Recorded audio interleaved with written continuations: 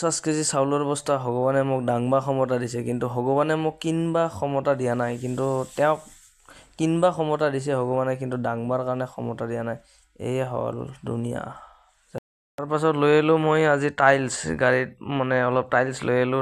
মামা ক'ব লাগছে একলে তাই নামাবতো নাপাব, ময়ে ভাবলোঁ ময়ো অলপ ধৰি দিওঁ আৰু তাকে অলপ টাইলছখিনি নামাই দি আছোঁ। অলপ ৰিক্সিও হয়, ফট কৰি লাগি গ'লে ফাটি যাব। লাহে লাহে লৈ যাই আৰু থৈ দি আছোঁ। ভাবলোঁ যদি টাইলছখিনি নামাই নেদিওঁ, ভাড়াটো দি কেনে ঘৰত পঠাই দিব আৰু সেইকাৰণে ভাবলোঁ টাইলছখিনি মই নামাই দিম, কিজানি চাহ একাপ খাই যাব পাৰোঁ। সেইকাৰণে অলপখিনি হেল্প কৰি দি আছোঁ আৰু মাজে মাজে চব কৰিব লাগে আৰু চাই থাকলেতো নহ'ব, কাম কৰিবই লাগিব। তাৰপিছতে চাহ নহয় ভাতে দি দিল আৰু দুপৰীয়া হৈছে। ক'ল আছে ভাতে খাই যা। আলু ভাজি আৰু বুট আলু ভাজিছে, দালি আৰু বেঙনা বৰা মাৰি দিলোঁ।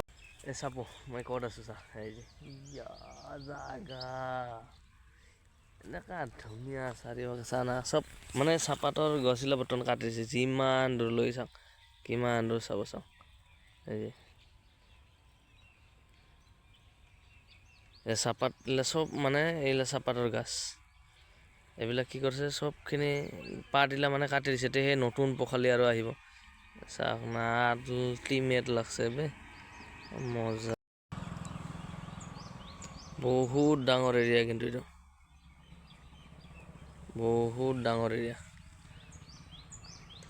এই জেগাখিনি আছোঁ বৰ্তমান মই হাৰিমুৰা বুলি কয়, আমাৰ এইখিনি গোৱালপাৰাৰ হাৰিমুৰা। বহুত ডাঙৰ এৰিয়া। ইয়াতে চব ফেক্টৰী চেক্টৰী চব আছে, এই চাহপাতৰ চব। সেইটো চাওক, মানে সেইবিলাক কি হৈছে, সেইটো চাইডৰ এইবিলাক নতুন পখালি উঠছে। মানে আগতে এনেকুৱা কৰি কাটি থোৱা আছিল, এইবিলাকৰ নিচিনা কাটি থোৱা আছিল। সেইবিলাক হৈ গৈছে বৰ্তমান একদম মানে সেউজীয়া হৈ যায়। আৰু এটা পক্ষীৰ আৱাজ শুনছে না, এই পক্ষীটো কিন্তু বহুত সৰু, টুক টুক কৰি আৱাজ এটা মাৰি আছে, মজা। এইটো চাইডতো আছে, ইমান ডাঙৰ এৰিয়া। ইটো চাইডত আছে, এই যে মই দেখালোঁ সিটো চাইডৰ ৰাস্তাটোৰ সিটো চাইডতো আছে।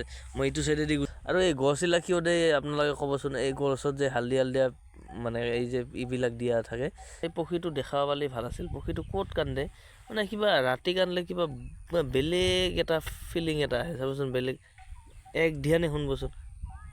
এতিয়া ময়ো ঘৰত যাওঁ, আৰু কেতিয়াবা সময় পালে একদম কমপ্লিট বাগানখন